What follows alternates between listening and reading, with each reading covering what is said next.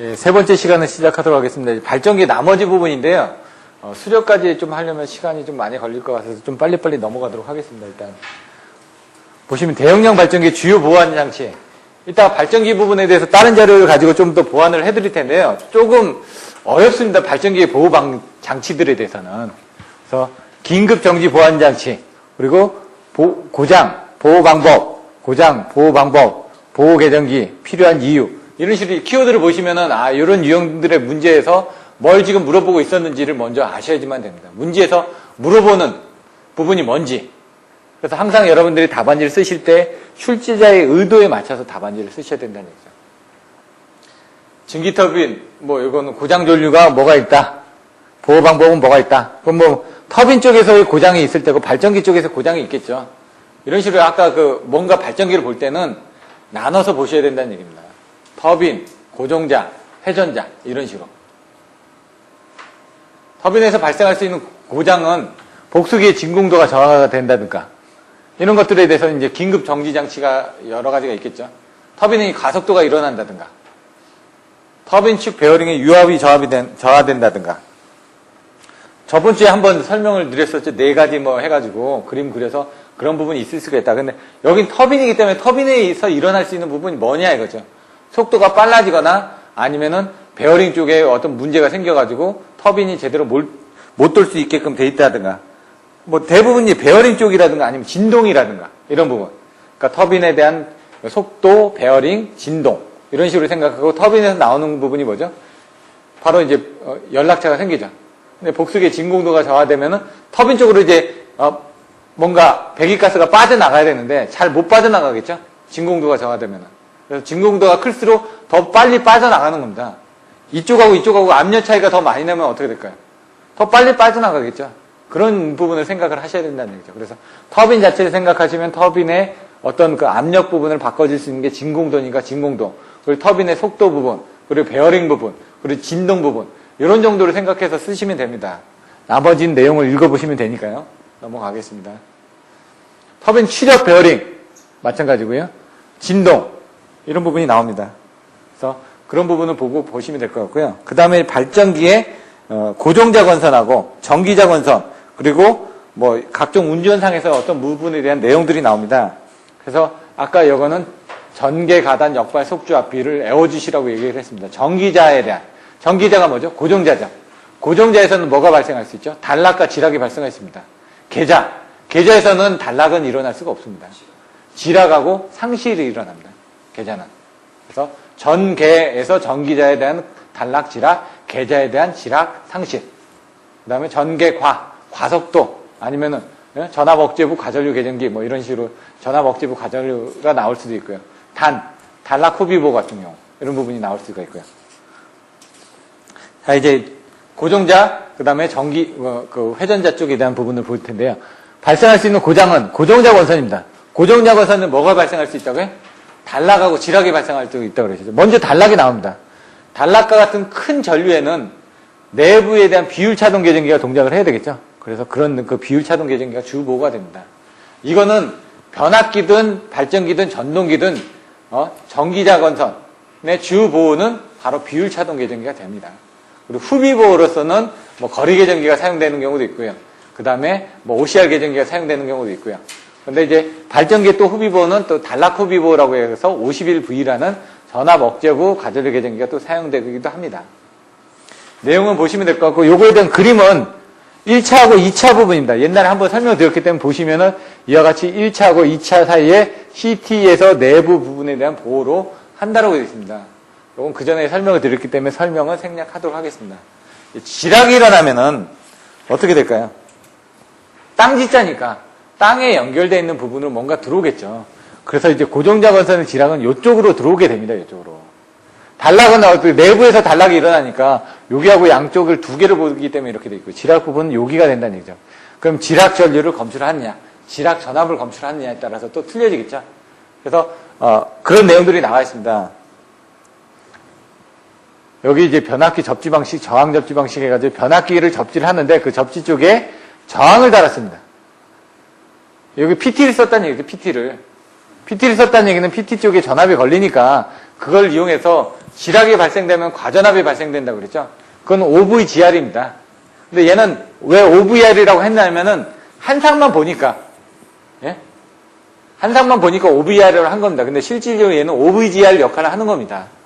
여기도 NGR 쪽에, 여긴 저항 접지 방식이니까 NGR로 했을 때는 여기는 직접 접지를 하면 지락 전류가 워낙 크다 보니까 지락 전류가 크다는 건 2차 측에 흐르는 전류도 크다는 얘기거든요.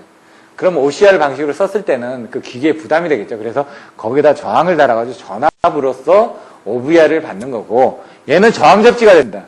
그러니까 지락 전류가 좀 작겠죠. 그러니까 이쪽에 2차 측에 전류가 흘러도 상관없겠죠.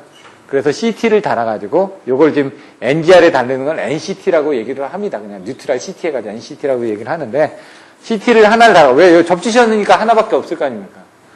달아서 보는 걸, 얘도 OCGR의 개념인데 하나만 보다 보니까 죄송합니다. OCR로 설명을 한 것 뿐입니다. 그냥 이걸 OCGR로 쓰셔도 상관없고요, OVGR로 쓰셔도 상관없는데, 이제 아날로그 계정기로 봤을 때는 하나의 계정기이기 때문에 그냥 OVR, OCR로 그냥 쓴 것 뿐입니다. 내용은 근데 지락이 났을 때 발생하는 영상전압과 지락 과전류. 지락 과전류도 여기 실제로 사고가 나면요, 큰 지락 사고가 나면은 OCR 계정기 R상이 동작 안 하는 거 아닙니까? R상에 지락이 나면은 R상에 과전류 계정기도 동작하고요. 그 다음에 S상이나 T상은 과전류 계정기가 동작하지 않고 N상에 지락 과전류 계정기가 동작을 합니다. 그래서 두 개가 동작을 하기 때문에 요거 하나만 가지고도 동작하는 데는 지장은 없습니다. 자, 고정자 건선이 이제 지락이 일어납니다. 지락이 나다 보니까 지락 과전압이라고 됐죠. 발전기의 중성점은 지락 전류의 억제와 지락 시 이상 전압을 억제하기 위해서 뭘 단다? 2차 측에 지락 전류의 억제, 지락 시 이상 전압을 억제하기 위해서 이런 저항기를 접속한 변압기로 접속하고 여기에 OVR을 통해서 한다. 근데 뭐라고요? 지락 과전압 방식이라고 됐죠. OVR이지만 지락 과전압이기 때문에 OV의 지락을 뜻하는 G자가 붙습니다. PT는 PT죠. 근데 GPT가 붙으면 뭐라고요? 영상. G가 그라운드입니다. 영상. 그래서 지락이 나면 항상 영상전압이라고 그랬죠. 영상전류라고 그랬고. 그래서 그런 부분이 들어갑니다. 여기도 저항접지도 지락이 나니까 이게 지락 과전류가 되는 거죠. 그래서 OCGR이 됩니다. 근데 여기서 OCR로 설명을 해도 상관은 없습니다. 고정자 건선의 과부하, 이건 온도를 달아가지고, 그러니까 변압기나 이런 데 같은 경우는 센서를 달죠. 건선 온도계, 유면 온도계 이렇게 센서를 달아가지고 거기에 대한 온도 조건을 보죠. 그럼 뭐 55도나 60도씨의 유입 변압기 같은 건 떨어뜨리게끔 합니다. 왜냐하면 절연 재질이 B종이나 F종이기 때문에 거기에 대한 절연 온도가 있습니다. 뭐 120도라든가 몇 도가 있겠죠. 거기에서 주유 온도를 빼야 되니까, 주유 온도 40도 정도를 빼야 되니까, 그러다 보면 건선 온도에 대한 그 자체 온도는 낮아질 수밖에 없는 거죠. 55도, 60도로. 그러면 거기에 관리 포인트가 95도다, 105도다 이런 것들은 실질적으로 진짜 트립 전류고, 알람 부분에 대한 것들은 그거보다 좀 어느 정도 여유를 더 주는 겁니다. 근데 이런 그 회전기 같은 경우는 안에 PT105, 니켈105 같은 거를 저항을 달아둡니다. 그러면 그 저항에 전류가 흐르면서 온도가 상승이 된다는 얘기죠. 그래서 그 온도를 보는 겁니다, 지금. 발전기 전동기 모터링. 이건 뭐냐면 발전기가 발전을 해야 되는데 부하가 탈락이 됐습니다. 부하가 탈락이 되면은, 그러니까 얘가 스스로 발전을 해가지고 공급을 하는 건데, 거꾸로 부하가 탈락이 되면서 얘가 다른 옆에 발전기에서 전기를 공급을 받아가지고 전동기처럼 동작을 한다는 얘기죠. 아까 왼전 오발이라고 그랬죠? 똑같습니다. 근데 이제 어떻게 되느냐에 따라서 전류를 어떻게 전류를 FBI에서 자석 내에 힘이 발생하면은 전류가 발생하는 겁니다. 거꾸로 이제 전류를 받아들이는 겁니다. 자석이 있는 상태에서. 전류를 받아들였다 보니까 얘는 힘이 발생하는 거죠. 그러다 보니까 얘 같은 힘이 더 발생하니까 뭐가 생긴다고요? 발전기는 상관없습니다. 정기적인 부분이니까. 근데 힘이 발생하면 뭐가 될까요? 터빈 쪽에 문제가 된다는 얘기죠. 거기는 원동기 입력을 받는 거니까. 그래서 요거 같은 경우는 원동기 입력이 상실되면은, 예? 그런 부분 힘이 떨어졌죠. 그러다 보니까 이제 외부에서 전류가 들어와가지고 거꾸로 그 힘을 생성을 하다 보니까 원동기를 이제 거꾸로 돌려주는 그런 부분이 생기겠죠. 그러다 보면 원동기 쪽에 어떤 문제가 생길 수가 있다는 얘기입니다. 발전기 쪽이 아니라. 그래서 이런 것들은 지금 역전력 계정기를 이용해가지고 사고가 났을 때 아까처럼 단독 운전하고 똑같습니다. 전류의 흐름이 반대 방향이 됐기 때문에 그런 것들을 생각해서 보시면 됩니다. 계좌 상실은 이따가 자세한 자료를 더 설명드릴 텐데, 일단 그림을 보시면 되는데 이렇게 있습니다. 거리계정기가 R과 X가 있었죠? 부하측에 대한 부분은 여기 있습니다. 그러다 단락비가 어떻게 되죠? 여기죠? 예? KS는 뭐죠? XD분의 1이죠? 계좌상실 계정기는 요 밑에서 이렇게 동작을 합니다. 이렇게. 밑에서. 왜 그러냐면, 여기서 임피던스가 여기 있죠? 평상시 때 부하가 쓰고 있다가, 사고 나면은, 계좌가 상실되면 어떻게 되면 이런 식으로 해가지고 요 영역으로 들어옵니다. 요 영역으로. 이런 식으로 들어오기도 하고, 이런 식으로 임피던스가 변화됩니다. 그러다 보니까 계좌 상실 계정기는 이쪽에 단락비 KS는 XD분의 1이죠. 그 밑에 영역으로 임피던스가 궤적이 변하면서 오기 때문에 그걸 이제 보다 보니까 여기 옵션 모호 계정기는 계좌가 상실되면은 이쪽으로 온다고 그랬죠? 요 밑에 이렇게 있습니다. 요게 뭐죠? 모호 계정기죠. 옵션 모호 계정기를 옮긴 거죠. 그러니까 이런 부분도 되는 거죠. 동그란 원형이 된다는 얘기입니다, 지금. 계좌 상실 시 임피던스의 변화를 검출하는 옵셋 모호형 거리 계정기를 사용하여 보호한다. 임피던스 궤적까지 그려주시면 더 좋습니다. 지금 제가 아까 보여드렸던.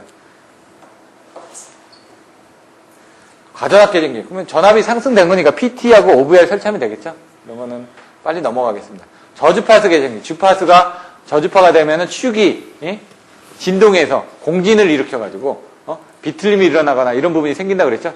그 저주파 축 부분 같은 경우 아까 얘기했던 SSR 현상 같은 경우 터빈 발전기의 고유 진동서가 일체해서 공진이 발생해가지고 터빈의 축이 부러지거나 이런 부분이 생길 수 있다. 그게 아까 저주파 축 공진 SSR이 나오는 겁니다. 그래서 고주파 같은 경우는 주파수가 올라가게 되면 어떻게 되죠?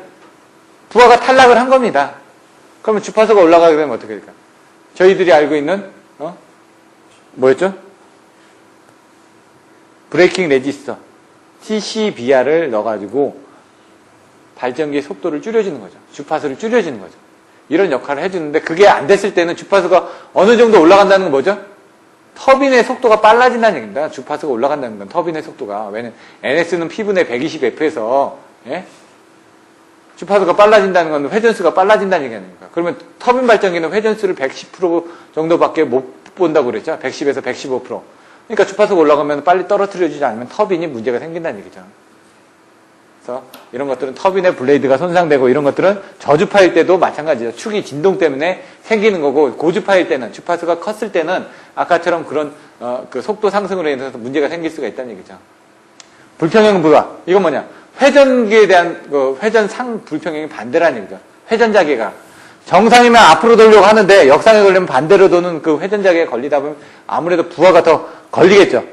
아까 얘기한 것처럼 개통주파수 2배에 대한 제동전류가 걸려서 차동공진이 발생한다.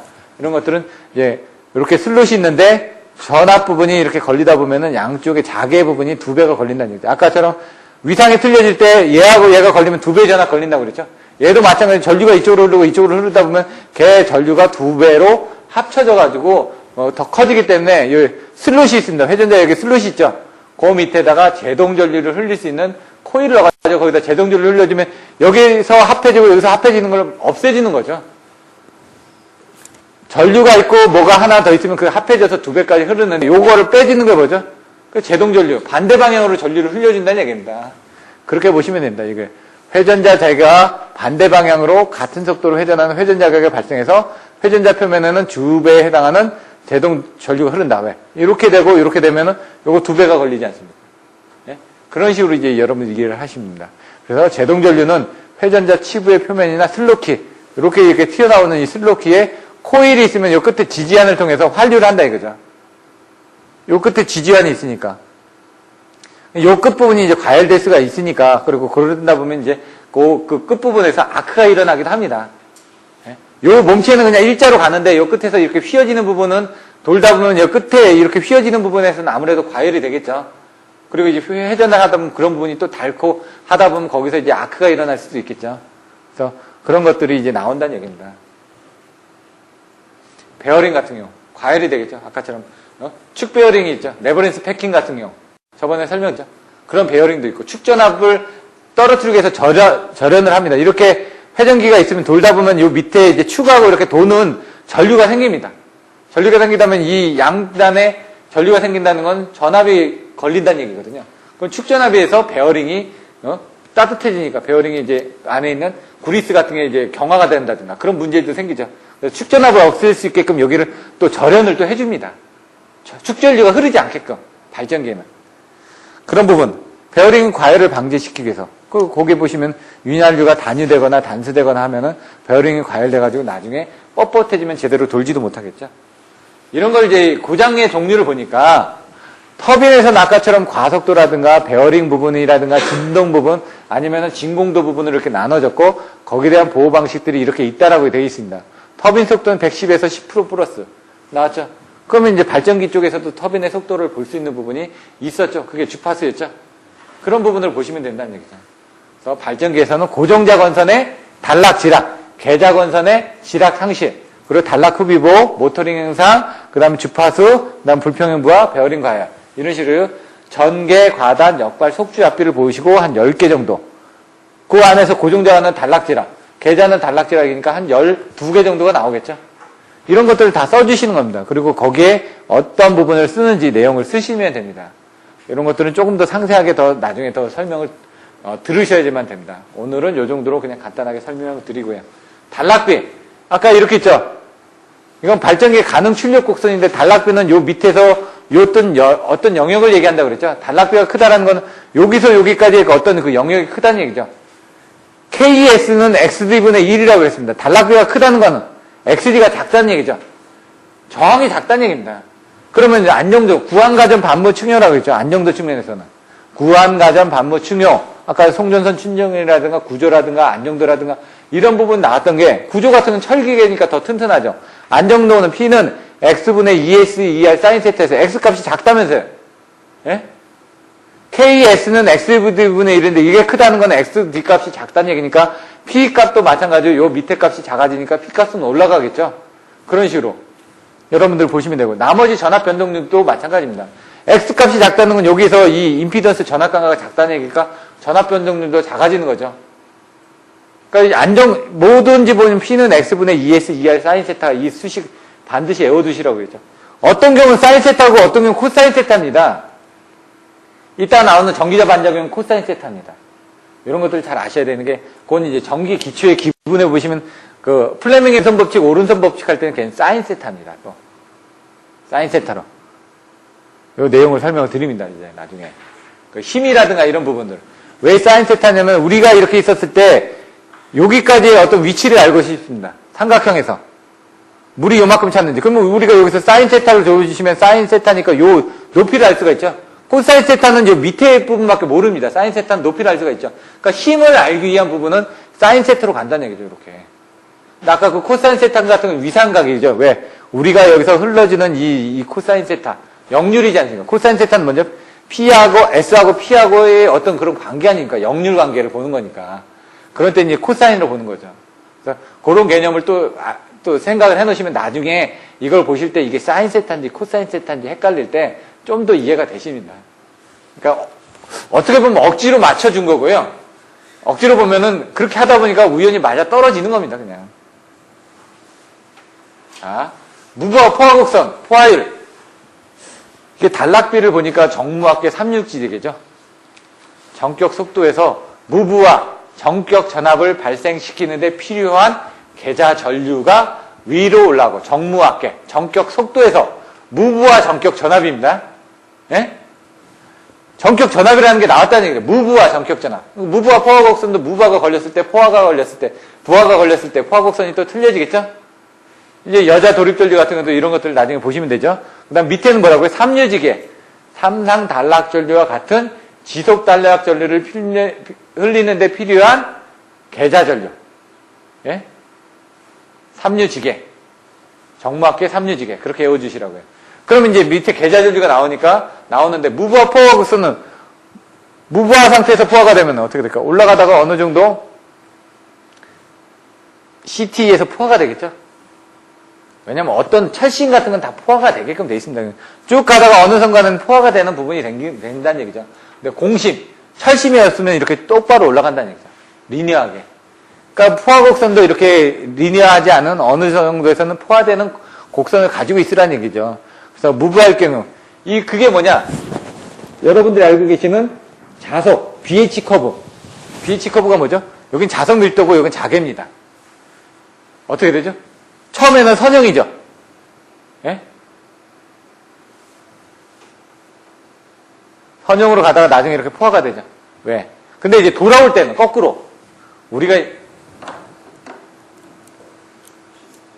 히스테리시스 곡선인데 여기가 H입니다. 자개 밀도. 요건 자석 밀도입니다. 요건 자개고 요건 자석 밀도입니다. 요런 것들도 좀 정확하게 이해하시려면 이제 변압기 이제 원리를 가지고 이해하시면 돼요.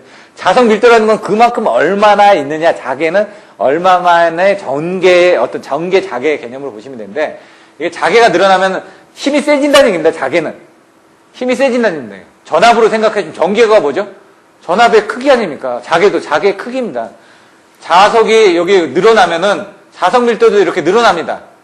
근데 어떻게 되죠? 자개가 떨어지면은 이게 이쪽으로 들어오나요? 이쪽으로 들어올 수도 있습니다. 그거는 이제 좀 틀려지는데 이쪽으로 들어오는 게 있고요. 대부분은 그렇게 들어오지 않고 어떻게 들어오죠? 이렇게 들어오죠. 그래서 여기는 남는 요걸 뭐라고 그러죠? 요걸 보자력이라고 그러죠.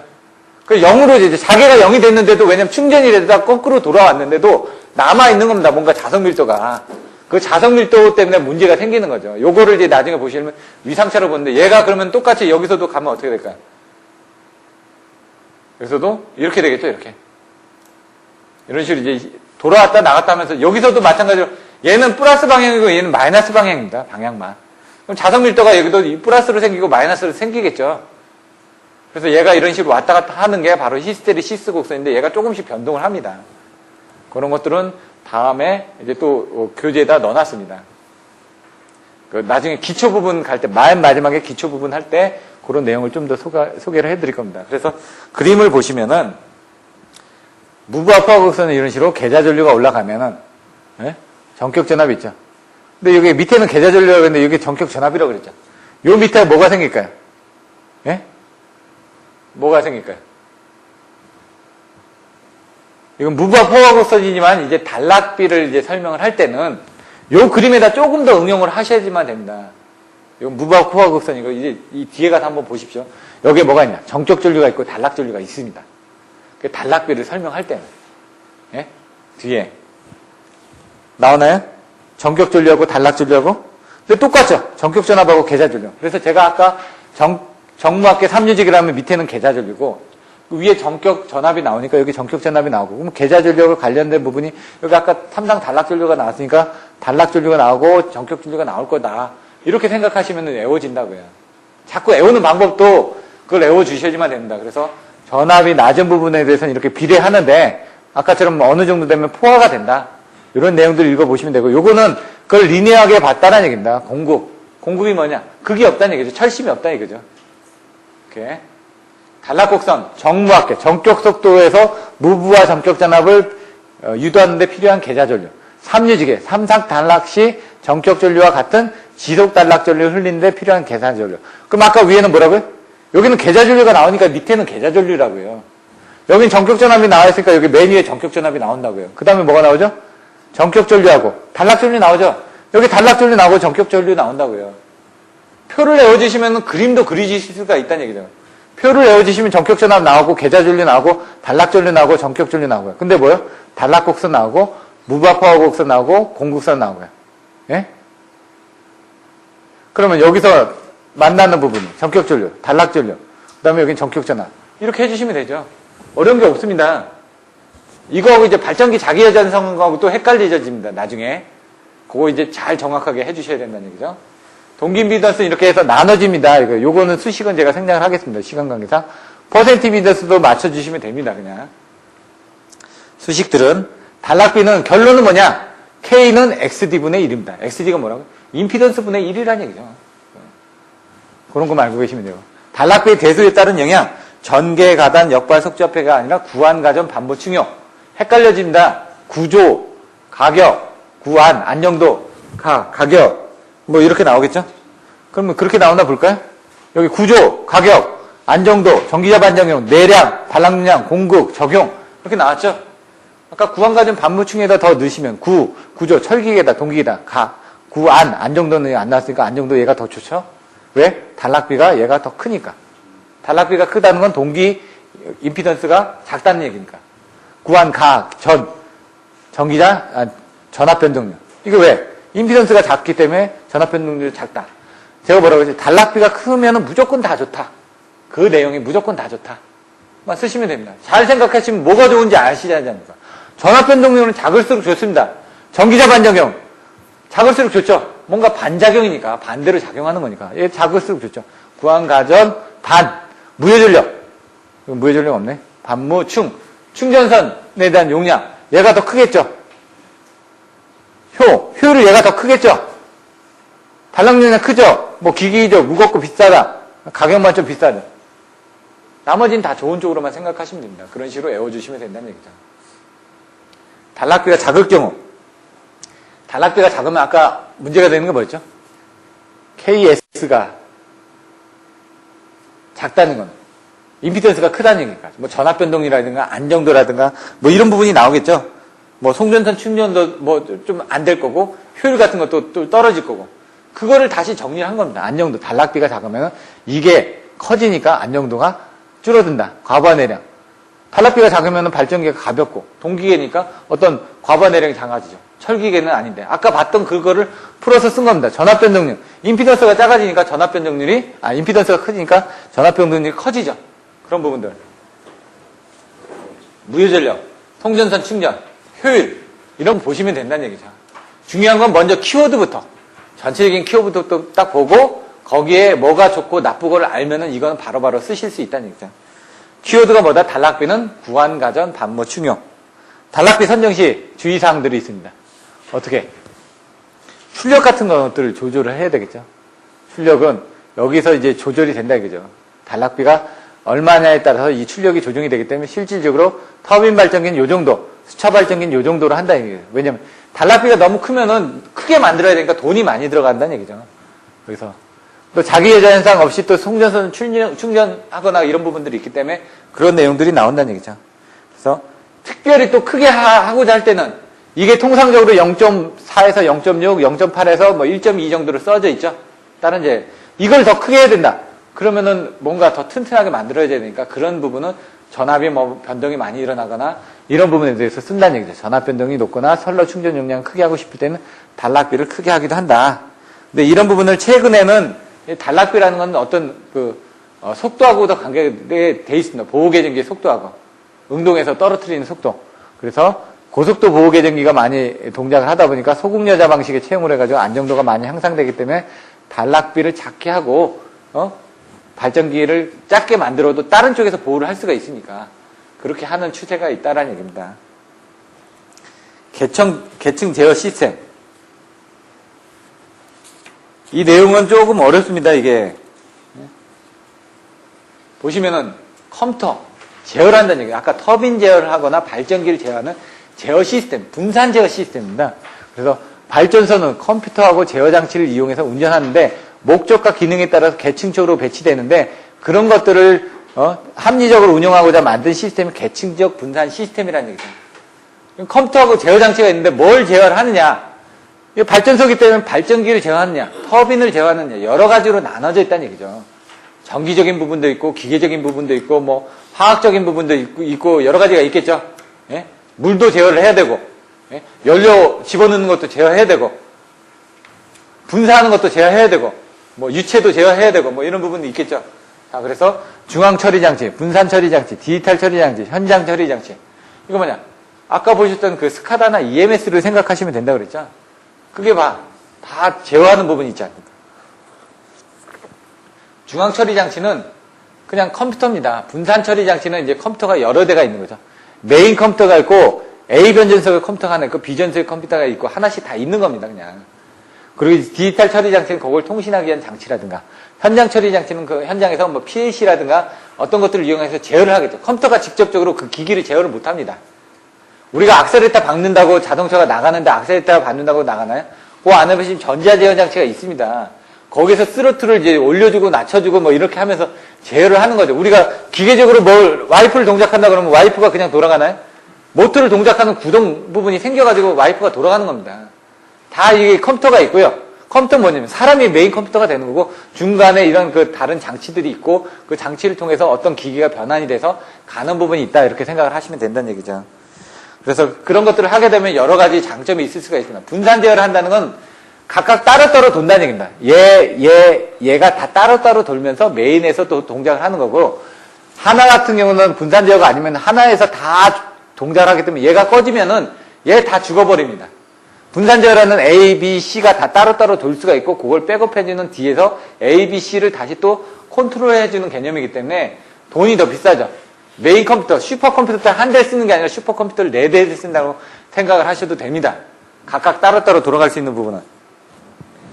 그러다 보니까 이런 것처럼 기계 발급 안자원 옛날에 해놨죠.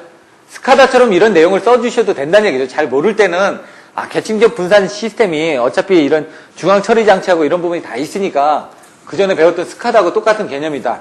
그래서 이런 내용을 그냥 써주셔도 된다는 얘기입니다. 계층적 분산 제어 시스템의 이점은 뭐가 있느냐? 장점이죠. 스카다의 장점들 같은 경우 뭐 실시간으로 갈 수가 있고 뭐 백업도 해줄 수가 있고 그 다음에 뭐 감시하는데도 뭐 여러 가지를 할 수가 있겠죠.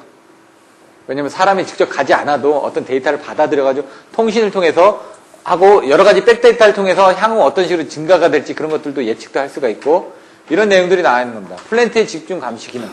현재 상태를 정확하게 알 수가 있다는 얘기죠. 백업 기능. 주 컴퓨터가 있기 때문에 만약 여기서 얘가 죽었습니다. 여기 D가 있다고 그랬죠? A가 죽어도 D에서 A를 백업을 해줍니다. 분산 제어라는 게 그거라는 얘기죠. 제어 시스템에 분산되어 있기 때문에 하나가 죽더라도 다른 쪽에서 그걸 해줄 수가 있다는 얘기죠. 리얼타임. 실시간으로 데이터를 가져와서 왔다 갔다 합니다. 바로바로 동작을 해야 되는 거예요. 왜? 제어를 해야 되니까. 지금 가스가 새면은 빨리 가서 잠가줘야죠. 안 그러면 터져버립니다. 마찬가지로 발전소에서 제어를 하고 있는데 문제가 생겼습니다. 바로 받아가지고 바로 동작을 해주지 않으면 문제가 생긴답니다. 그래서 리얼타임, 원반 감시 이런 것들이 가능하다. 듀얼 시스템, 아까처럼 주요 기기를 이중화해가지고 할 수도 있고 백업도 해줄 수가 있고 여러 가지 부분이 있겠죠. 제어 전원 분할의 세분화, 제어 전원도 분할했다는 게 요것도 전원을 이중화 시켜주는 겁니다. 컴퓨터가 죽더라도 얘 컴퓨터가 죽더라도 요 조작 전원을 이쪽에서 또 하나 받고 있죠. 그러니까 낙하산이 있는데 보조 낙하산 달고 뛰어내리는 것처럼 전원도 이중화를 하는 것도 있고요. 나가는 포트도 이중화를 해놨습니다.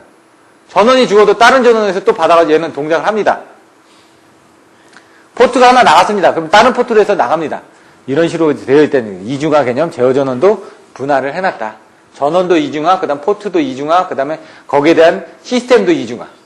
이렇게. 기기가 있는데 전원도 이중화되어 있고 거기에 나가는 출력도 이중화되어 있고 그러니까 입력 전원도 이중화되어 있고 출력 전원도 이중화되어 있지만 안에 연산하는 부분도 이중화해가지고 뒤에서 백업을 받을 수 있게끔 해놨다. 이렇게 생각을 하시면 됩니다.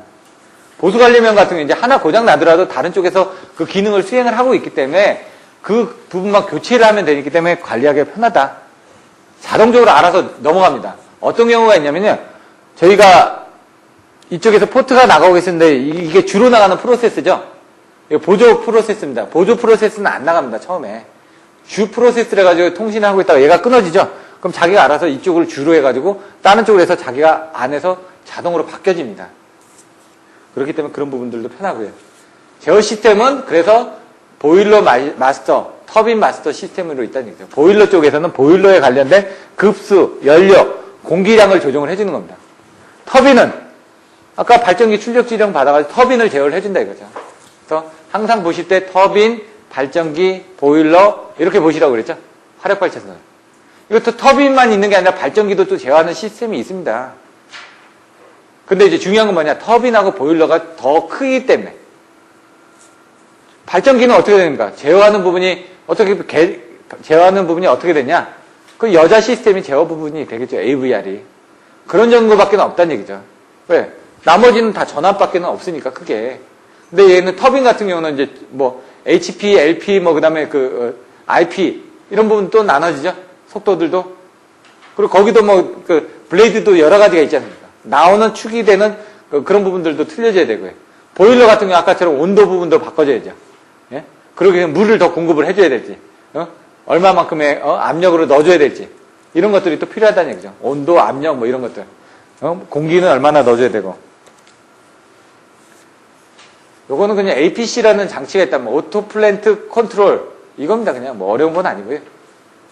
속도가 이제 좀 빨라진다 이거죠. 왜냐면, 초인기압이기 때문에 거기에 대한 어떤 그런 부분들이 또 빨라지지 않는가. 초가 들어가면은 슈퍼가 들어가면 됩니다. 슈퍼맨. 초. 그러면 슈퍼자가 들어가면 됩니다. 나중에 쓰실 때. 그럼 도체는 컨덕터입니다. 반도체는 세미컨덕터입니다. 초전도체는 스포컨덕터입니다. 앞에 뭘 붙이냐에 따라 틀려집니다. 그러면은 절연체는 non-컨덕터입니다. 또는 인슐레이터. 이런 식으로 이제 용어를 좀 더 아시면은 나중에 또 응용도 됩니다. 계층적 분산 제어 시스템의 이점이 있습니다. 직접 프로세스를 하니까 DDC 같은 경우. DDC라는 용어들은 다이렉트 디지털 컨트롤 해가지고 이건 빌딩 쪽에서 쓰는 DDC 제어 방식이라든가 이런 부분을 얘기하는 겁니다. DDC 포인트가 있고요. PIDD예요. 그 전에 한번 설명드렸죠. 비례 미분 제어. 비례 적분 미분이죠, 이거는. 비례, 적분, 미분, 이런 것들도 한번 보시면 되고요. 나머지는 한번 읽어보시면 될 것 같습니다. 발전기 병렬 운전 조건이 뭐였죠? 5글자? 크이 주파상. 또 나와야죠. 2대 이상의 동기 발전기를 운전하다 보니까 발전기의 병렬 운전 조건이 여기 나온 것처럼 크기가 같을 것, 위상이 같을 것, 주파수가 같을 것, 파형이 같을 것, 상회전 방향이 같을 것. 크, 위, 주파상. 이렇게 외워주시면 된다는 얘기예요. 근데 기전력에. 자, 그러면은, 변압기 병렬 운전 조건 한번 보자는 얘기예요. 상권 극정각 Z. 상회전이 방향이 같아야 된다. 건수비가 같아야 된다. 극성이 일치해야 된다. 전격 전압이 같아야 된다. 퍼센트 임피던스가 같아야 된다. 극성이, 각변이와 상회전이, 그 다음에 온도 상승, BR이 같은 게 좋다. 이런 정도로. 예? 이것들을 한번 넣어본 겁니다. 왜냐면 여러분들이 이걸 하시면서도 요게 생각이 나야 되는 게 나중에 발전기 병렬 운전 조건 하는데 열심히 이거 쓰고 계시는 분 생깁니다. 분명히. 명확하게 구분을 해주셔야 된다는 얘기죠. 순간적으로 혼돈이 일어납니다. 발전기, 크이집 사상, 변압기, 상권 극정각 돼 있어. 이렇게 바로 나와줘야 된다는 얘기죠. 그러면 이제 세부적으로 보면 크이집 파상에서 이제 파형이 같아야 되고 이런 부분이 있는데 파형이 같으면은 틀리면 어떻게 된다? 기전력의 크기가 틀리니까 무효순환전류가 흐른다. 대부분 무효순환전류 아니면 단락입니다. 저번에 한번 설명드렸기 때문에 간단하게 넘어갑니다. 기전력의 주파수가 같아야 된다. 주파수가 밝지 않으면은 상호 주기적으로 뭔가 전류가 흐르겠죠. 또 동기화 전류가 흐릅니다. 여기서는 왜? 주파수를 같이 하는 동기화 전류. 요 내용은 요 뒤에서 나옵니다. 순환 전류가 어떻게 흐르고 동기화 전류가 어떻게 흐르는지. 네? 기전력의 크기가 같아야 된다. 크기가 같다면 전압의 크기가 틀리니까 어떻게 됩니까? 전압 강화가 생기니까 예? 전류가 생길 거 아닙니까? 그래서 순환 전류가 흐른다. 기전력의 위상이 같아야 된다. 위상이 같지 않으면 또 마찬가지로 동기화 전류가 위상을 갖춰주는 거예요. 주파수나 위상을 위하면 동기화를 시켜야 되겠죠. 파형 같은 경우는 이제 좀 크기라든가 이런 것들이니까. 그러다 보니까 여기는 동기화 전류고 이런 쪽은 순환 전류가 됩니다. 이런 것들도 한번 생각을 하시면 됩니다. 그다음 변압기 병렬 운전 조건 아까 설명드렸던 내용들 보시면 되고요. 무효 순환 전류하고 동기화 전류 부분을 이제 설명드렸죠. 그게 어떻게 나오는지 발생 이유하고 역할에 대해서 설명을 드릴 겁니다. 좀 헷갈리는데 그냥 이제 책에 있는 내용 정도만 한번 보시면 됩니다. 이게 자세하게 설명드리기 힘들고요. 먼저 위상차가 발생한다. 전압의 크기가. 그럼 E1하고 E2가 같으면은 거기에 대한 전압 강화가 여기 안 생기겠죠. 그러니까 아무것도 생기지가 않습니다. 근데 E1이 크고 E2가 작으면 요만큼의 차이가 생기겠죠. 차이가 생기다면 거기에 관련되어 있는 90도 여기 횡류가 흐릅니다. 횡류. 아까 무효순환전류 같은 경우는 아까처럼 전압이 차이가 나니까 순환전류가 흐른다고 그랬죠. 순환전류가 뭐라고 그랬죠? 무효순환전류라고 그랬죠. 무효순환전류 같은 경우는 이제 90도가 하는 RC 전류가 흐른다는 얘기죠. 자, 읽어보면 두 대의 발전기가 병렬운전을 하고 있는 경우 계좌 전류가 증가해서 이 전압이 크게 되면은 이 부분에 전압이 생겨서 양 발전기관에 횡류가 흐른다.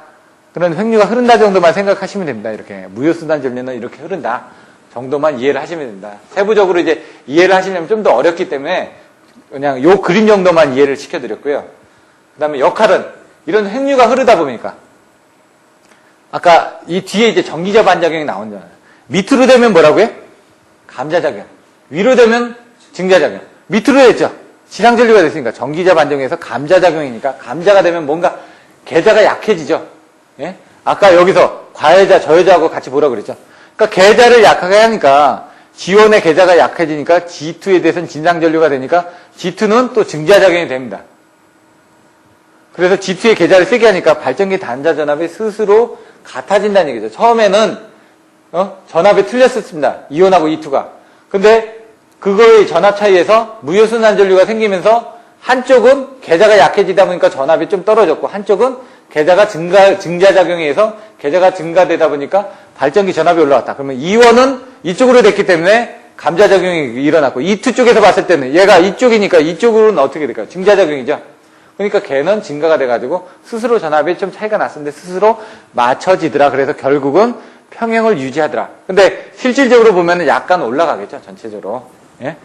그래서 이런 것들이 이제 양쪽으로 이렇게 순환하면서 저항선 유발하면서 생기는 게 무효순환 전류다. 이렇게 보시라는 얘기입니다. 동기화 순환 전류를 설명드리겠습니다. 동기화. 여기 보시면 병렬 운전 중인 동기발전기 한쪽의 계자 전류 증가시켜서 뭐 역률이 낮게 돼서 된다. 이렇게 되는데 이런 부분이 이해가 안 되기 때문에 자꾸 읽어보다면 이해가 됩니다. 다른 쪽도. 근데 여기선 콘셉트는 뭐냐? 아까 그 그림을 이해하는데 콘셉트를 준 겁니다. 전압차가 생긴 게 뭐죠? 기전력의 크기가 틀려진다든가 이런 부분이죠. 근데 동기화 전류는 뭐라고 그랬죠? 위상이라든가 어떤 동기 부분에 대한 것들. 그래서 주파수라든가 위상 같은 건 동기화 전류고 파형이 틀리거나 크기가 틀린 거는 순환 전류고 이런 개념을 가지고 계시면 된다는 얘기죠. 이런 건 읽어보시면 될 것 같고요. 동기화 전류의 발생 이유. 이제 동기화 부분이 나오는데요. 크기는 똑같습니다. 크기는. 아까하고 틀리게. 이온하고 E2는 크기는 똑같은데 이온이 위상이 틀려지니까 어떻게 된 거예요? 앞서갔죠, 이렇게. 예? 앞서갔습니다, 이렇게. 지금. 앞서갔는데 그러면 전압차가 뭐가 생깁니까? 아까도 전압차가 생겼죠. 그 전압 차이에 의해서 전류가 생겼죠. 요 전압차는 뭡니까? 요런 전압이 생기겠죠. 합전압이. 그 전압에 대해서 뭐라고요? 90도 앞선 전류가 생긴다고 그랬죠, 아까. 아까는 어떻게 됐습니까? 얘하고 전압차는 여기였죠. 그러니까 고개 90도 앞선 요게 생겼죠. 얘하고 전압, 위상이 틀려지다 보니까 요런 전압이 생겼고, 전압에 대한 이런 부분이 생겼다는 얘기죠. 전압이. 예? 전류가. 그럼 이 전류가, 아까 얘를 보았을 때는 얘가 뭐, 어떻게 되지? 증자작용이 되겠죠. 예? 얘 기준으로. 얘 기준으로 봤을 때는 얘는 감자작용이 되겠죠. 아까는 요 밑으로 내려왔었는데, 얘가 올라갔으니까. 그렇게 보면서 이제 스스로 이걸 맞춰지는 부분이 생긴다는 얘기인데, 자세히 한번 내용을 보겠습니다. 자, 이온에서 E2만큼 ER만큼 유도기 전력이 생겼다. 그러면은 위상의 2분의 파이만큼 뒤진 요 전류 IS가 생겼다. 그럼 IS는 요 G1, 요 이온 부분에 대해서 어떻게 될까요? 부하를 증가를 시키죠. 그러니까 회전 속도를 감소하게 된다. 요거 내용을 읽어보시면은. 그러면 요거는 회전 속도를 증가시킨다. 그래서 이온하고 E2가 같은 위상이 되게끔 한다. 왜? 얘는 지금 어떤 에너지가 증가가 된 거니까. 어떤 힘이 더 증가가 됐다는 얘기죠. 요건 올라갔으니까. 얘는 요쪽에서 봤을 때는 감쇄된 거니까 뭔가 감쇄되겠죠. 그래서 자연스럽게 위상이 상차각의 변화를 처음 상태로 되돌리는 전류를, 그래서 얘를 동기화 전류라고 한다. 이렇게 이제 이해를 하시는 겁니다. 그러니까 우리가 동기화 전류를 설명할 때 그냥 이런 벡터도를 가지고 설명하는데 이해가 안 되더라도 여러분들 그림을 그리실 때 그림은 그림이다. 이해는 하는데 그 이해하는 방법은 아까처럼 요 기준으로 해서 올라가면 증자작용, 밑으로 떨어지면 감자작용을 해서 이해를 하시라는 얘기입니다. 그러면 자연스럽게 요 안의 내용들도 조금씩 와닿게 되는데 그 부분이 처음에는 힘들기 때문에 그냥 그림만 이해하는 정도만 제가 설명을 드리는 겁니다. 전기자 반작용이란 무엇이며 그 역률에 따라서 발전기 특성에 어떤 영향을 미치는지 다시 설명을 드리면 여기서 이제 조금 감이 더 잡히실 겁니다.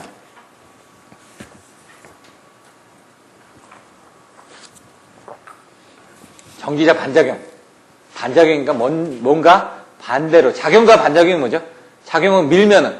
안 밀리려고 거꾸로 이렇게 하는 게 반작용이죠. 밀면은. 이런 것들이죠. 자, 보시면은 전기자 반작용은 동기화 발전기에 부하 전류가 흐르면은 그거에 의해서 영향을 받는 거죠. 전기자 기자력이 주 자석에 작용해요. 유도 기전력을 변화시켜 단자 전압에 영향을 미치는 현상을 전기자 반작용이라 한다. 그러면은 이 부하 전류가 흐릅니다. 전류가 흐르면은 자석이 변화된다. 이 얘기죠.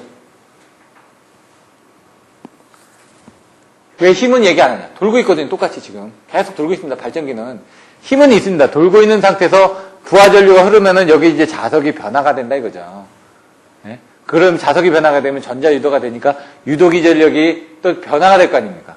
변화가 되다 보면 단자 전압이 변화가 되는 이런 전기자 반작용이 일어나는데 그럼 단자 전압이 변화가 되는 게 바로 아까 얘기했던 전기자 반작용에서 증자작용이나 감자작용이 일어난다는 얘기죠. 그게 어떻게 된다?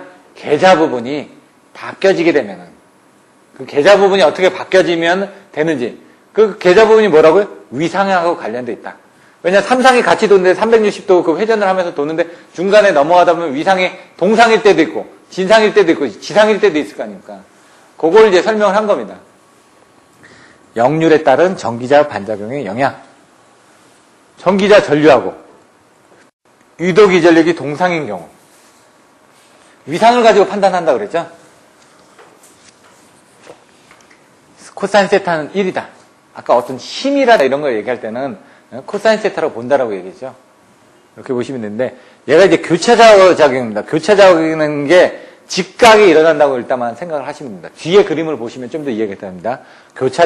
자화작용은 교차로가 어떻게 되죠? 4차로로 이렇게 직각이 되죠. 교차로를 생각하시면 됩니다. 자화가 일어나는데 교차, 직각으로 자화가 일어난다. 증자, 자화가 일어났는데 증, 더 커지게끔 자화가 일어난다. 감자, 더 감해져서 자화작용이 일어난다. 횡축, 반작용. 횡축으로 일어난다 그래서 횡축 반작용을 한다는 얘기죠. 그건 뭐냐?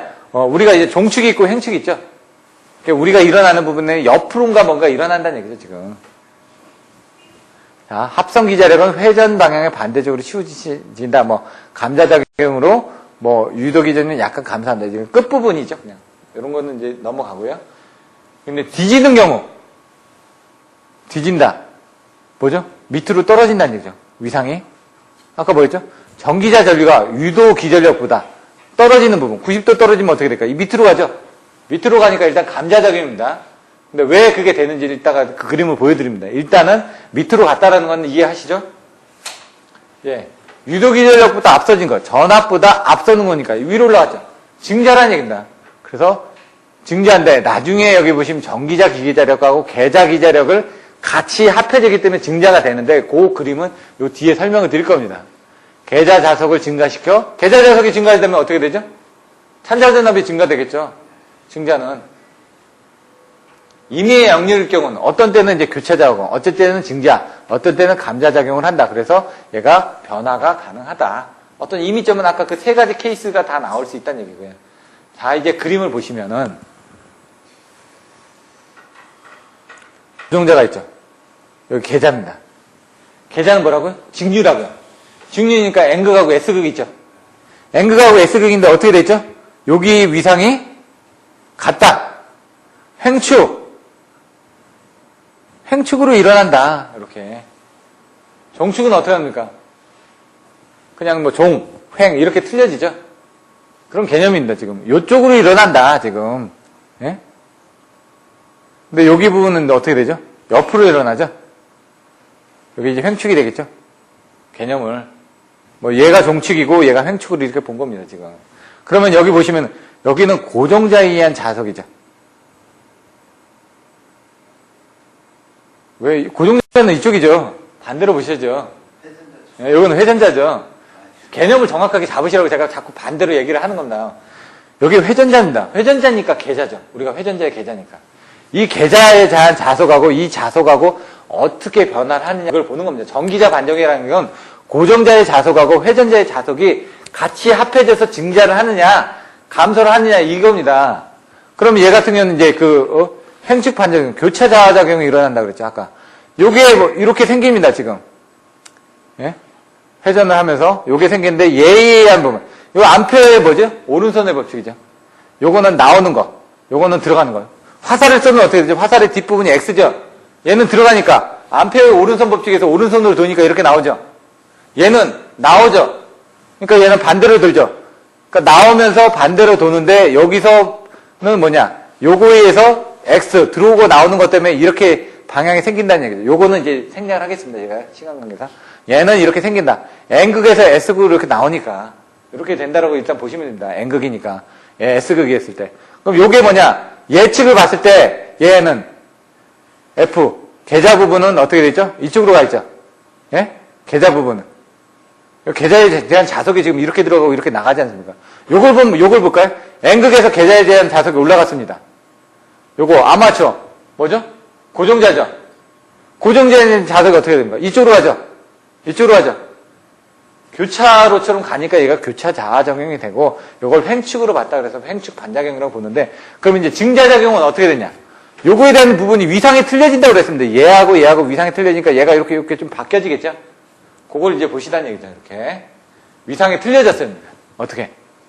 요거에 대한 위상이 아까는 여기하고 N극, S극인데 N극이 여기 있고 S극이 있으면 N극이 하나 옆으로 더 갔습니다. 지금 하나가 더 생겼죠. 그러면 요 지점을 보자는 얘기죠. 요 지점 N극을 보면은 N극이 올라갈 때 여기 올라갈 때 얘는 어떻게 됩니까? 밑으로 내려왔죠. 그러니까 밑으로 내려왔으니까 전체적으로 자석의 요거의 반대 방향을 눌러주고 있죠. 뭔가 그러니까 떨어지죠. 그러니까 감자작용이 됩니다. 그러면 이제 이게 또 한 번 더 갔습니다. 한 번 더 가면은 이게 S극이 되고 N극이 되고 S극이 되겠죠? 그때는 어떻게 되냐? 방향만 보시면 됩니다. 2개, 3개. S극이 됐을 때는 얘가 돌아오죠? 예? 여기만 보자는 얘기죠. 요 끝에만. S극이 되니까 돌아오니까 요거는 그림을 어떻게 그렸냐? 여기 부분만 본 겁니다. 요렇게. 여기. 여기는 어떻게 되죠? 올라가죠? 근데 얘는 똑같이 올라가죠? 마그네티죠? 그러니까 얘는 증자작용이 된다는 얘기죠. 그래서 감자, 증자, 교차 좌우작용은 이런 식으로 그림을 그려서 보시면은 전기자 반작용을 이해하실 수가 있습니다. 그 앞에 이제 수식으로 막 어렵게 돼 있다 보니까 이런 내용으로 같이 봐주시면 좀 이해가 됩니다. 이 정도로 생략을 하고요. 차동 공진. 저주파 축이 비틀림이 일어난다. 공진은 뭐라고요? 같이 움직인다. 같이 진동을 한다. 공동현상. 뭐죠? 수차 발전의 공동현상 안에 이제, 비어지는 부분이 공동현상이라고 그랬죠? 저주파 축 비틀림 공진 현상으로 발전기하고 송전선. 그래서 상호 에너지를 교환하다가 진동을 하다는 얘기죠. 그래서 터빈하고 이제 연결하면서 그 주파수가 낮아지게 되면 얘가 진동을 하게 됩니다. 진동을 하면 어떻게 된다고? 얘가 천천히 갑니다. 저주파니까. 천천히 가는데 에너지는 크자고요. 주파수가 작다는 거는 이게 커야 된다고 그랬죠, 제가. 주파수가 크다는 건 이렇게 작아져야지만 주파수가 작아지니까. 주파수는 작지만 힘이 큰 게 되다 보니까 얘가 힘이 탁 가해지니까 터빈 축이 힘을 견디지 못하고 비틀려버리는 현상이 생긴다는 얘기죠. 그래서 상호 교환하면서 진동을 하다 보니까 얘가 어떤 에너지를 막 진동하다 보니까 저주파, 공진이 일어나는 거죠. 그래서 발전기가 축을 파괴할 수 있다. 저주파로. 터빈 발전기 차동 공진은 아까처럼 보시면 불평형 부하가 걸리면 고정자의 역상전류가 흐르고 회전자 자개가 반대 방향으로 회전자개가 흘러가지고 회전자의 주파수의 2배에 흐르는 제동전류가 흘러서 차동 공진이 발생한다. 막 찐빠가 일어나는 거죠. 막 이렇게 돌아가려고 하는데 그 회전자개가 틀려지다 보면 전류가 흐르면서 그 전류에서 어떤 힘이 생길 거 아닙니까? 힘이 생기다 보니까 그 힘에 의해서 얘가 진동이 일어나는데 그 진동이 저주파수로 진동이 일어나다 보면 아까처럼 저주파 축하고 같이 공진이 일어나는 현상이 발생된다는 얘기죠. 그 공진 현상에 의해서 어떤 부분이 생기냐? 아크도 발생되고 지지안이 가열되기도 하고 슬로키를 통해서 이렇게 환류를 하기도 한다. 아까 보여드렸죠. 이런 부분이 있는데 이거를 환류를 하는 부분이 생긴다. 이렇게 이런 것들에 대한 것들은 이따 다른 자료를 한번 보시면 될 것 같고요. 회전자 구조면에서는 아까처럼 이런 그 회전자가 어떤 이렇게 회전할 수 있는 이런 부분을 줄여주는 겁니다. 열적으로도 줄여주고 아니면 전류적으로도 줄여주고 여러 가지 부분이 생긴다는 얘기죠. 그래서 슬로키의 재질을 열적으로 줄여주면은 항장력이 큰 거, 늘어나고 이런 부분들이 좀 큰 거. 지지한 밑에 제동건선을 넣어가지고 아까처럼 전류가 반대로 흐르는 부분이, 합해져서 흘려주는 부분이 생기는데, 그거를 반대로 흘려줌으로 인해가지고, 그 전류를 작게 해주면은 진동이 줄어들 거 아닙니까? 그래서 발열도 흡수하고, 열도 흡수하고, 이런 부분이 생기겠죠. 열이 많이 난다는 건 얘가 늘어나다 보면은 아무래도 공국이 줄어든다는 얘기고, 공국이 줄어들다 보면 그 부딪힐 수 있는 현상이 생긴다는 얘기죠. 부딪히다 보면 얘가, 축이 문제가 생길 수도 있죠. 보호방식변. 아까처럼 역상전류가 흐르다 보면 합해지는 전류가 생기니까 그런 역상전류로도 본다는 얘기입니다. 자, 축이 비틀리면 어떻게 된다? 이렇게 비틀려가지고 털어지는 경우가 생긴다. 저주파 축에 의해서 실제로 SSR 현상에서 생겼던 현상을 지금 보여주고 있는 겁니다. 자, 축이 이렇게 비틀렸죠, 이렇게. 여기 부딪히니까 어떻게 된 거예요? 이거 다 아작났죠, 안에가. 이런 것들도 보시고요. 자, 개통에서 탈락됐을 때 문제점. 어떤 문제가 있냐 이거죠. 안정도도 저하가 되겠죠. 개통에서 탈락됐다는 거는 전력을 공급을 못 해준다는 얘기입니다. 그러다 보니까 이제 조류가 바꿔야지겠죠. 그럼 동기, 탈조가 일어나니까. 주파수가 변동이 일어난다든가. 아니면 이런 부분이 생기겠죠. 부하가 탈락하면 주파수는 올라갑니다. 설명드렸죠. 발전기 부담이 떨어지니까. 근데 발전기가 죽었습니다. 그럼 어떻게 될까요? 주파수가 올라가겠죠. 이런 건 이제 조금씩 틀려집니다. 근데 이제 주파수가 저하고 올라가고 이런 상승하는 부분들을 이제 자세히 생각을 하셔야 된다는 얘기죠. 발전기가 떨어지면 주파수가 올라갈까요? 반대죠. 발전기에서 주파수를 만들어내고 있는데, 발전기가 떨어지면 주파수는 저하할 거고, 부하가 떨어졌으니까 발전기가 속도가 더 빨라질 거 아닙니까? 그러니까 주파수가 올라가는 겁니다. 요걸 반대 개념이라고 제가 설명드렸죠. 그걸 정확하게 이해를 하셔야 된다는 얘기죠. 그래서 여기서는 발전기가 떨어지면 주파수는 저하합니다. 동기 탈조도 생기고 출력도 떨어지니까 거기에 대한 문제점도 생기고 그걸 보시라는 얘기죠. 개통에 발생되는 문제점, 안정도가 저하가 됩니다. 그리고 동기 탈조가 일어난다는 얘기죠. 주파수도 저하된다는 얘기죠. 개통의 주파수 특성 정수에 따라서. 그리고 개통 조류가 급변한다. 왜냐면 발전기가 떨어졌기 때문에 그만큼 출력이 부족하니까 다른 데서 끌고 와야죠. 빨리. 그러다 보면 다른 데서 끌고 오다 보면 조류가 급변하면서 과부하가 걸려가지고 탈락이 일어나게 되겠죠. 그러다 보면 연속적으로 막 끊어지기 시작하는 겁니다. 선로가 이쪽이 하나 죽었다, 옆에 하나 죽고, 옆에 하나 죽고 다단계로 계속 죽어나간다는 얘기죠. 그래서 연계선로는 그런 식으로 해가지고 아까 부하가 탈락이 되면 아까처럼 전류가 많이 흐르게 되니까 고장, 사고, 파급 장치가 이거죠. 발전기 쪽에서 사고 나죠. 그러면은 그 발전기 쪽에서 이제 출력이 부족하다 보니까 그쪽으로 뭐 미쳐지는 영향을 방지하기 위해서 아까처럼 SPS 같은 걸 달아가지고 선로를 아예 끊어버리는 겁니다. 과부하가 되기 전에 끊어서 다른 쪽에 영향을 미치지 않는 겁니다. 아예. 이런 것도 어떻게 되냐면 765에서 이제 765 변전소 같은 데 가서 보시면 고장 파급 장치가 달려 있습니다. 그래서 765 발전소가 셧다운이 됐다. 그럼 그 주위에서 다른 쪽에서 이제 연계선로 쪽으로 들어와야 될 거 아닙니까? 들어오는데 그러다 보면 조류가 이제 많아질 거 아닙니까? 그러면은 뭔가 떨어져 나가겠죠. 3, 4, 5 변전소에 메인부터. 그걸 방지하기 위해서 떨어져 나가는 걸 방지하기 위해서 아예 그 선로가 그쪽으로 가지 못하게끔 아예 잘라버리는 겁니다. 선로를. 중간중간을 끊어가지고 아예 그런 선로가 구성이 되지 않게끔 만들어진 게 고장 파급 방지자라고 생각을 하시면 됩니다.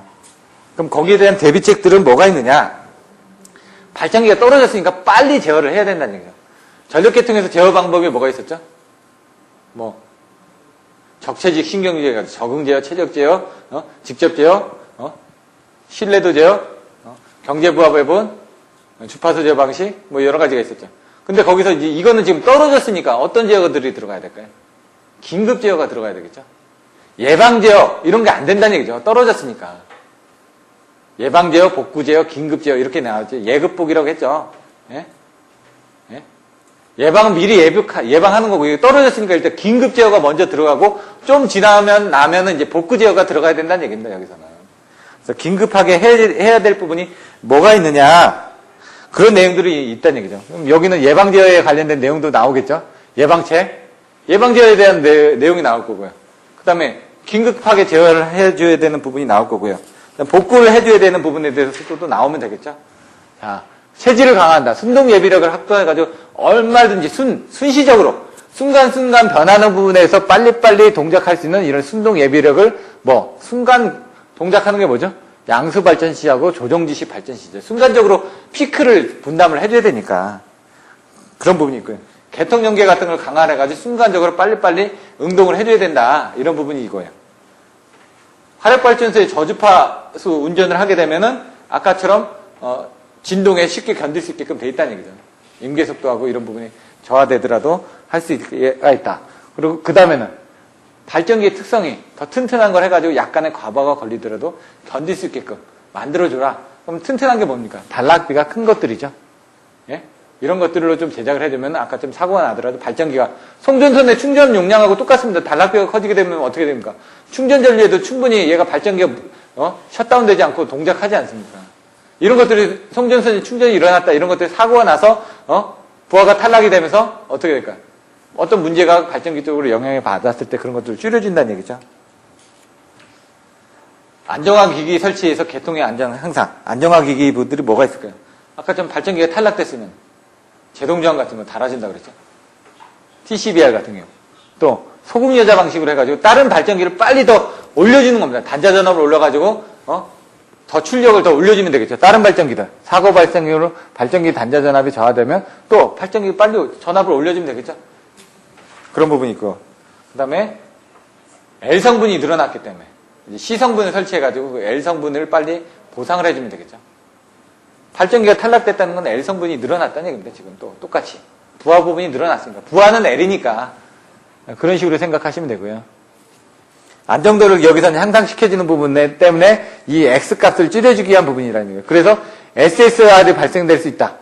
그래서 이 TCSC를 써서 이 L 성분을 줄여주기 위해서 이걸 쓴다. SSR이 또 나오죠, 여기서. 뒤에 이제 또 다른 자료들을 보고 여러분들이 살펴보시면 될 것 같습니다. 그 다음에 마지막으로 긴급제어. 여기는 이제 복구제어는 나오진 않았는데 이런 식으로 예방제어, 긴급제어, 복구제어식으로 여러분들 개념을 가지고 써주셔도 된다는 얘기입니다, 지금. 긴급제어는 어떻게 됩니까? 빨리 발전기가 탈락됐으니까 어떻게 합니까? 발전기를 살려주면 좋겠지만 발전기를 살려주지 못하니까 부하를 죽여버리는 겁니다, 그냥. 중요하지 않은 부하를. 그래서 우리가 이제 수요 부하 관리할 때 9월 15일 날도 어떻게 됐습니까? 하다가 안 되니까 부하를 죽여버린 거 아닙니까, 지금. 발전기가 살지를 못하니까. 용량이 부족하니까. 그래서 부하 차단을 해준다. 그 다음에 부하 차단이라는 게 뭡니까? 결국 개통을 끊어주는 거죠. 개통을 끊어주고 그 다음에 거기에 왔다 갔다 하는 전력조를 조정을 해주는 거죠. 그래서 개통을 분리를 해주고 전력조를 조정을 해주는 거다. 부하 차단부터 이제 생각하시면 이제 개통을 분리하고 부하를 조정을 한다. 이런 부분을 당연히 생각이 됩니다. 그런 식으로 이제 연산을 해서 외워주시라는 얘기입니다. 내용은 읽어보시면 되고요. 발전기의 전기자 결선, Y결선을 하는 이유. Y결선을 하는 이유는 이렇게 보시면 됩니다. 델타 결선하면 고조파의 순환전류로 인해서 손실이 증가하지만 델타 결선하면 고조파 나와야 된다고 그랬죠, 반드시. Y결선에서는 전압이 나와야 된다고요. 그래서 보시면은 Y결선하면 중성점으로 이용하기 때문에 보호하기가 좋다. NGR이라든가 NCT를 이용해서. 그 다음에 델타 결선에 비해서 전압이 적게 걸리니까 전기자 건선을 절연하기도 용이하고 보호하기도 좋고 이런 식으로 이제 내용을 써주시면 된다는 얘기입니다. 발전기, 터빈 발전기 여자 방식, DC라고 했죠, DC. 계좌니까. 그 DC에 대한 방식들을 AC에서 어떻게 정지기로 이용하는 방법, 회전기로 이용하는 방법들이 나와진다. 발전기의 가능 출력 구성, 지진이 일어나서 과해지고 저해지고 그 다음에 회전자고 고정자고 요 개념을 가지고 온도하고 안정도하고 냉각 방식에 따라서 출력 제한 요소들을 설정을 해라. 발전기 보호장치, 전개, 과단, 역발, 속주압비, 전기자에 대한 단락 지락, 계자에 대한 지락 상실, 그리고 과전압, 후비보, 전압 억자부, 가전류 계전기, 그 다음 베어링, 이렇게 나와 있었죠? 단락 후비보, 이렇게 나와 있다는 얘기죠. 단락비는 뭐라고요? 아까 발전기 가능 출력 곡선에서 이 단락비는 정무학계 3유직이 나왔죠? 전격전압이 있었고, 여기는 단락전류가 있었고, 여긴 전격전류가 있었죠. 여긴 계자전류가 있었죠. 이제 생각나신다는 얘기죠. 정무학계 3유직에만 아시면은. IN, IX, 이것도 이제 수식으로 1차측, 2차측 이제 계산하는 게 있는데, 그것도 헷갈려집니다. 또 나중에. 자꾸 반복하시면서 하나씩 더 늘려가시면 됩니다. 발전소 제어 시스템은 뭐라고요? 뭐를 제어한다고요?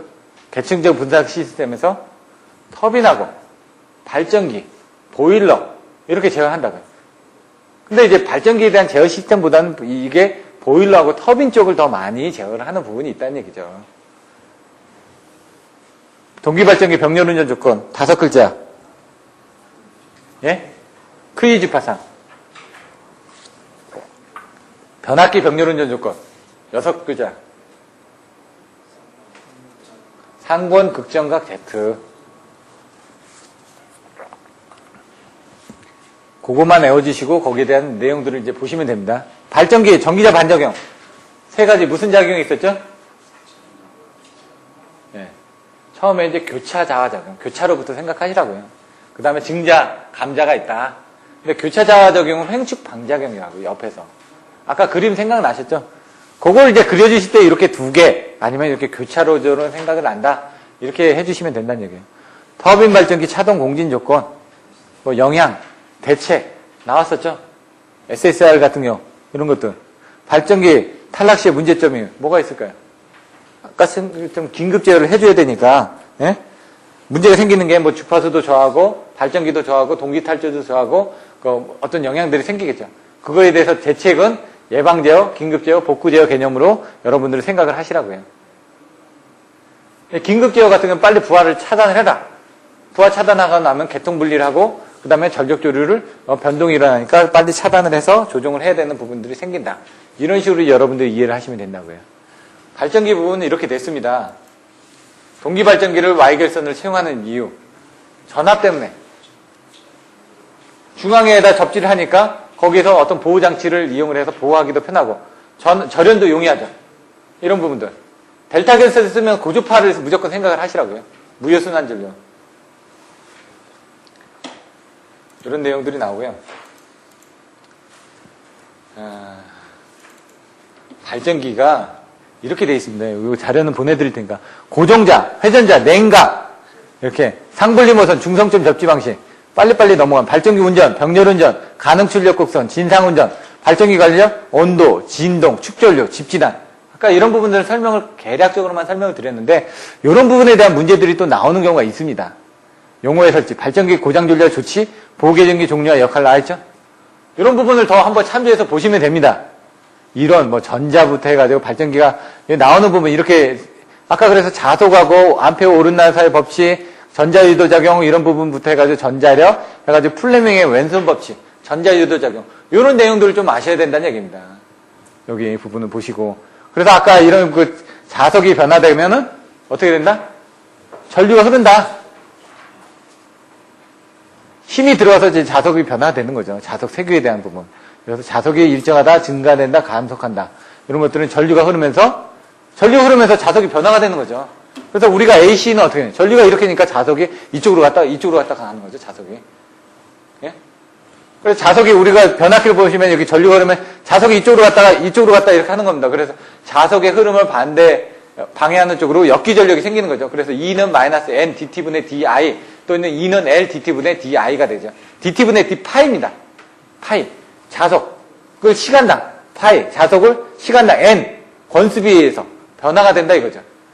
L, DI입니다. L과 I가 됩니다. 파이는 LI거든요. 이런 것들도 알아두시면 나중에 LI로 바뀌어집니다. N수로 바뀌어지고. 그리고 오른손의 법칙은 어떻게 된다. 전력량은 어떻게 된다. 위상차. 이런 부분도 정확하게 알고 계셔야 됩니다. 전압, RLC에 대한 위상차들 한번 보시고요. 요거 지금 아까처럼 발전기는 이렇게 연결되어 있습니다. 120도씩 왔다 갔다 하면서. 아까 설명드렸던 게 이겁니다, 지금. 요거. 보이시죠? 단락비, 정무학계, 삼유지계. 예? 다 설명드렸던 거고요. 여기 지금 원통령. 예? 전기장 원선이 어떻게 된다. 이렇게 회전계장이다 보니까 여기다 슬롯을 집어넣는다고요. 슬롯을 집어넣는데, 예? 원통령은 이렇게, 예? 원통처럼 생겼다. 돌극형은 이렇게 튀어나왔다. 예? 회전자가. 원통형이니까 우리는 이제, 예? 원통령 같은 건 조그만 걸 쓰죠. 큰 거는 이제 크기가 크니까 돌극형을 쓸 수가 있다. 수차 발전기는 그래서 돌극형이 되는 겁니다. 원통형, 돌극형. 발전기 구조가 어떻게 된다. 비틀림이 어떻게 된다. 아변을 어떻게 된다. 요것들도 이제 아까처럼 이렇게 잡아준다고 그랬죠. 양쪽에. 예? 회전 부분을. 잡아주는 부분은 어떻게 했냐. 코일 보호함 같은 거 어떻게 했는다. 수소 냉각 방지기, 수소가 어떻게 들어가는지, 어떤 식으로 이제 냉각이 되는지, 거기에 이제 어떤 식으로 들어가줘야 되는지, 수소가 들어가는 뭐 단면적이 어떻게 되는지, 이런 것들은 이제 꽈주는 부분이 있습니다. 꽈주는 부분이 어떻게 이렇게 꽈져 있는지, 이런 식으로 어떻게 진공이 왔다 갔다 하는지, 뭐 이런 내용들이 나와 있습니다. 상분리모선 같은 경우는 이제, 답이 있거든요. 상분리모선은 이런 식으로 이제, 이렇게 아까 보여줬죠? 64. 64는 OVGR입니다. 근데 아까 그냥 OVR이라고 표시만 해놨죠? 서지 흡수 장치 똑같이 있고요. 여자기 있고, 여자기 종류 이렇게 나와있죠? 이런 그림들 한 번 더 보시면 됩니다. 자동전압 조종기, 이렇게 슬럼링하고, 이런 부분을 제가 시간 관계상 다 생략을 못 드렸습니다. 발전기 운전은 어떻게 해야 된다. 병렬 운전은 어떻게 해야 되고, 동기 검정은 어떻게 해야 되고, 고정자하고 회전자가 이렇게 자석이 어떻게 변화됐는지, 이런 것들까지 나와 있습니다. 동기가 틀려지면 이런 식으로, 동기 운전이 안 됐을 경우에는 부하각이 틀려지면은 거기에 따른 제대로 된 부분을 공급을 못 해준다 이겁니다. 얘가 이렇게 됐을 때 직각돼 있을 때 우리가 뭐였죠? 직각돼 있을 때 예? 여기 직각이 됐을 때 제일 큰 부분이 나오죠. 그래서 얘가 직각이 됐을 때 부하각이 직각이 됐을 때 200메가와트를 다 공급하는 겁니다. 얘가 위상이 0도입니다. 500메가와트짜리지만 출력이 안 나옵니다. 0도니까 여기서. 근데 얘가 어느 정도 올라갔습니다. 사인 30도나. 그러면 이제 100메가와트에서 한 50메가와트 정도 나가는 거죠. 동기발전기의 병렬 운전에서 위상차가 중요한 게 그런 겁니다. 이제 가능추적 곡선 자세히 보시면 틀려지죠. 여기 부분 이렇게 넣을 때 진상 부분 여유가 있다고 그랬죠. 지상 부분 여유가 있는데 진상 부분 여유가 없다고 그랬죠. 그리고 얘는 95%, 얘는 85%. 이런 그림을 똑같이 그려주시라고요. 뭐 발전기 관리 뭐 브러쉬 넘어가고요. 아까 얘기했던 축전압. 여기서 제가 이렇게 전류가 흐른다고 그랬죠, 이렇게. 예? 전압이. 그래서 그 축전류를 줄여주기 위해서 접지를 하거나, 예? 아니면 여기 베어링을 의해서 절연을 하거나, 이런 부분이 나와 있다는 얘기입니다. 뭐, 이런 것들은, 한번 보시면 됩니다. 보호계통이 어떻게 되는지 아까 설명드렸죠. 주보, 후비보, 비상정지, 급정지, 자동정지, 예? 아까 이런 것들을 그림을 그리고, 계좌상실은 어떻게 된다, 발전기 역전력은 어떻게 된다, 지략은 어떻게 된다, 이런 부분들이 나와 있습니다. 요것들을 전 다 읽고 이제 설명을 드리는데 그걸 이제 상세하게 설명드리는데 한계가 있기 때문에 여러분들이 저 내용을 보고 이제 연구반에 가서는 이런 자료를 더 보셔야 된다는 얘기죠. 이런 자료들을 구하기가 힘듭니다. 그래서 그걸 보여드리는 거고 이건 발전기 보호. 빨리 넘어가겠습니다. 일단 빨리 발전기 구성이 이렇게 됐다. 이런 식으로 이게 회전자고 이게 고정자가 됐다. 그럼 저주파 예? 이렇게 돼 있죠. 여기 뭐 아까 슬롯 같은 게 들어가 있을 거고요. 사진들만 좀 넘어가겠습니다. 이런 건 빨리 넘어가고. 이런 원리. 단선도를 그리는 부분 나옵니다, 또. 각변이 같은 거 어떻게 되는지. 예? 이런 것들 넘어가고요. 이것도 넘어가겠습니다, 이렇게. 여기 이제 아까 CT 포하는 부분들. 예? 특성들. 이런 거 PT, CT 넘어가고요. 발전기 전기보호, 이런 것들. 아까 이제 87 계정기가 동작하는 원리들. 예? 이런 내용들. 요게 잘못되면 이제 문제가 생긴다. 요건 이제 87의 이제 원리 부분 설명하는 거고요. 이것도 넘어가고요. 요거는 그러다 보니까 이제 여자조립 전류 같은 거 어떻게 되죠? 비대칭 연료가 생기죠. 이런 부분 포화되면서 이런 부분이 한쪽으로 포화가 됩니다. 포화 곡선이 이렇게 됩니다. 이게 지금 그렇기 때문에 우리가 지금 변압기 여자조립가 이고조포가 나오는 게 우리가 이런 식으로 지금 포화가 되다 보니까 한쪽으로 치우쳐지죠. 히스테리시스 곡선이 이렇게 되다 보니까 이 포화되는 부분이 뭔가 남아 있는 겁니다. 지금 그래서 얘가 틀려지는 겁니다. 그래서 이런 식으로 되다 보니까 자꾸 이렇게 이고조파가 이렇게 나오더라. 왜? 이런 부분이 생기니까. 이런 거 넘어가고요. 아까 이제 발전기 이제 그 사이 부분입니다. 이렇게.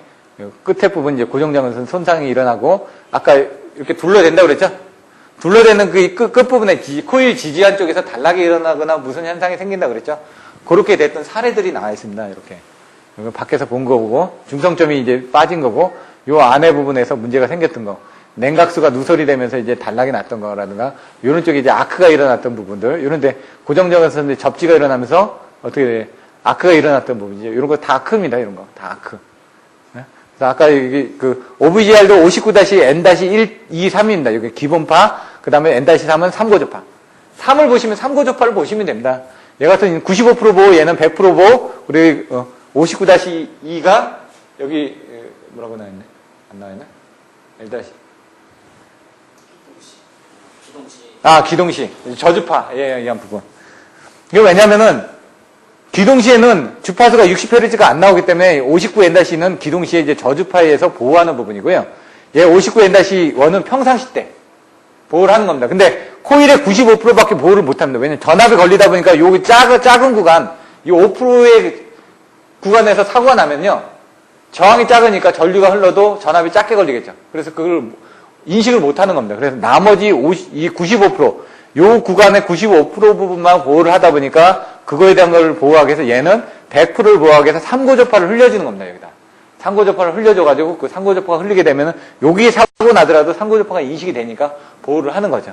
근데 얘는 이제 기동할 때는 어느 정도의 주파수 대역이 나오지 않다 보니까 전압은 60Hz의 전압을 가지고 동작을 하거든요. 근데 얘는 60Hz가 아니라 저주파를 이용을 해서 보호를 하는 부분입니다. 그런 내용들이 나와 있고요. 여기 지금 설명이 다 되어 있습니다. 20에서 60Hz 사이, 예? 상고저파를 제어하는 거고, N-3 다 설명이 되어 있으니까 보시면 되고요. 실제 계정기 조합을 어떻게 하는지 95% 이런 부분으로 해가지고 동작을 하고 있다. 이건 실제부적인 부분이니까요. 환 같은 거 어떻게 되는지, 역상전류 아까 흐르면 어떻게 된다고? 회전자 표면이 과열이 된다고 그랬죠. 과열이 되면 이렇게 색깔이 변하는 부분들이 나와 있다. 이런 것들. 아까처럼 냉각하는 역상전류 부분에 대한 문제점들이 어떻게 되는지 이런 거 벡터적으로 설명하고 있고요. 거기서 이제 단면에서 이렇게 냉각하면서 돌아가면서 어떤 식으로 돌아가는지, 이 끝부분에 대한 부분, 발전기의 끝부분에 아까 결선이 어떻게 되는지 그런 내용들이 나와 있습니다. 바가 절단이 되거나 그러면 안 들어가겠죠? 그때는 이제 과열이 일어나고 이런 부분. 이게 계좌 상실입니다. 아까처럼. 계좌가 되면 이쪽으로 들어온다고요. 계좌 상실 계정기는. 그래서 이런 내용을 좀 그려주시라고요. 나머지는 좀 빨리 넘어가고. 역전력 같은 경우는 역전력 되는 부분으로 동작하는 거고요. 나머지 부분은 상회전이라든가 이런 것들은 좀 어렵습니다. 여러분들 이해하시기에는. 저희도 이 부분 막 여러 번 읽어봐야지만 좀 이해가 되더라고요. 나중에 보시면 52자가 붙으면요. 과전류 보호 계정기인데 여자기에 대한 보호입니다. 51, 예? 요런 것들은 한전에 보시면은 51치, 그럼 발전기가 될 수도 있고, 지락이 될 수도 있고요. 51이면 여자기고, 51T, 51V, 이런 식으로 해가지고, 똑같은, 근데 이 뒤에 붙여지는 거에 따라서 약간씩 틀려집니다. 96B는 베어링이 될 수도 있고요. B는 뭐라고요? 여러 가지. 96T, 이렇게 되고요. 이런 것들을 이제 여러분들 보시면 된다는 거예요. 회전자 부분, 이런 내용들 나와 있고요. 링 분해한 거, 여자형 회로 부분들, 어떻게 동작하는지, 접지점이 어떻게 되는지, 이런 부분, 사고 났던 것들, 단락이 일어났던 부분, 이런 것들을 이제 여러분들 보실 수가 있습니다. 근데 요거는 여러분들 보시기엔 좀 어렵다 보니까 요건 제가 자료를 보내드리지 않고 아까 발전기 쪽만 자료를 보내드리겠습니다. 그래서 오늘은 사실 수차 부분을 좀 들어가려고 했는데 나머지 시간, 다음 주에는 좀, 다른 거 설명하는 건 좀 빼고 4, 5, 6, 7이 좀 장수가 좀 많습니다. 많은데 기존에 한 번씩 설명을 드렸기 때문에 빨리 다음 주에는 마지막 시간이기 때문에 다른 자료를 보완해서 설명드리는 것보다는 전체적인 걸 설명드리는 거 위주로 해서 진행을 하도록 하겠습니다. 고생 많이 하셨고요. 다음 주는 이제 오후에도 수업을 하니까 그런 걸 미리 준비해서 오시면 되겠습니다. 고생하셨습니다.